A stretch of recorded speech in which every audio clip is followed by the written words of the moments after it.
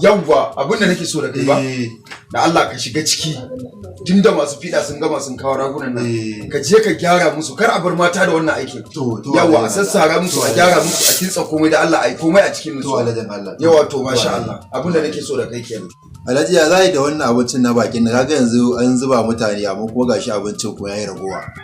Yanzu ka ragon abinci sai ka tafiye ni za ka yi da Assalamu alaikum sai ka tafiye ni za ka yi da Allah sai barka da zuwa barka da zuwa na gajiya ya gari ya kai alhamdulillah masha Allah alhamdulillah masha Allah sannu wallahi ina wani ina masallaci aka rada Allah sai wallahi na aka rada sunan Allah ya raya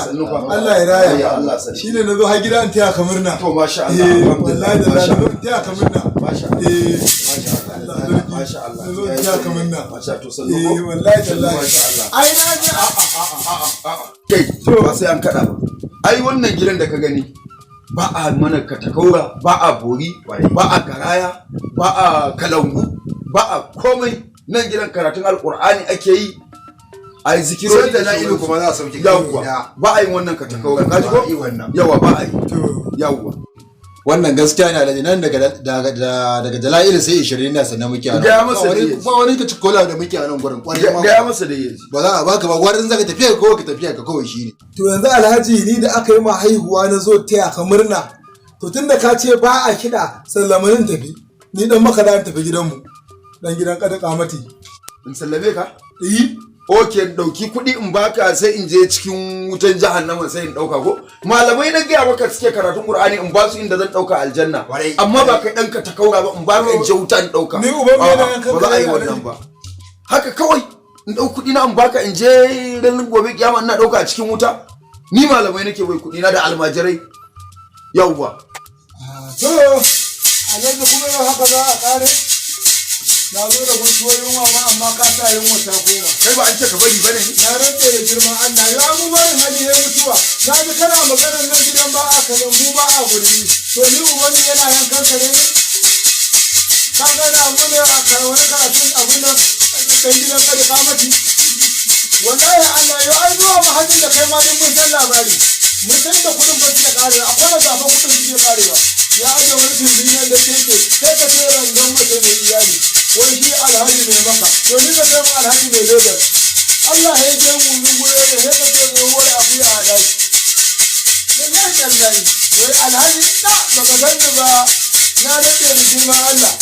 duk wanda kana ganin sa da iya sa hula kudi ne Allah da hulan dole amma ko buro ya ga gare ni ina magana ka hula hanci sai ka ce gashi ya duka zaure ni ka nuna mun abin nan na rantsa da Allah alqur'ani na hankali to da ana rufe bakin kan mu fada ka ga ga tun buda dan Allah dan Annabi ka hakuri da kawo kai ka bashi kawo kai baka san dama ina bukatar dan samu dan kudin da za a siyo min kuli a fara soyayyen nan ba a siyo ragunan nan ATM dina ya makale a mashin a ATM mashin ba kudi a jikina ni zan yi amfani da wannan 1000 ba za ka bashi ba karan wannan kai ni za a yi wa alshari ni za a wa alheri ka hana to billahi azim za a ji kanmu da kai ni za a yi wa kyauta ka kwace ya sun ke rere na ya kai na rantse da Allah tunda ni da man na san hadinka da an je zafin za a ganka wallahi malam sai ka zo unguwan nan sai ka ga nan ya rage mu sai ka ce tsohuwar akuya a daki wai hi malami ne ko ana alhaji lafiya lau kana zuwa ungole ne za a gani alquran ka tabo gidan magan da uwa da uba ka sanya Allah maraya ma ka sanya Allah kai Allah ta kaka to mutane mutuncin go da Allah ba shi ara masa ga goma ba shi ga goma yawa mutsiya ce rabu yanzu na san da Allah ta fita da Allah yanzu na san da ka an dace mai ka ba abin da suka iya sai cin mutunci wannan mutane wane ma ku Alhaji sai sun zage ka uwa da uba aikin su kenan Alhaji zage ka uwa da uba abin da ba sa yi mutane wannan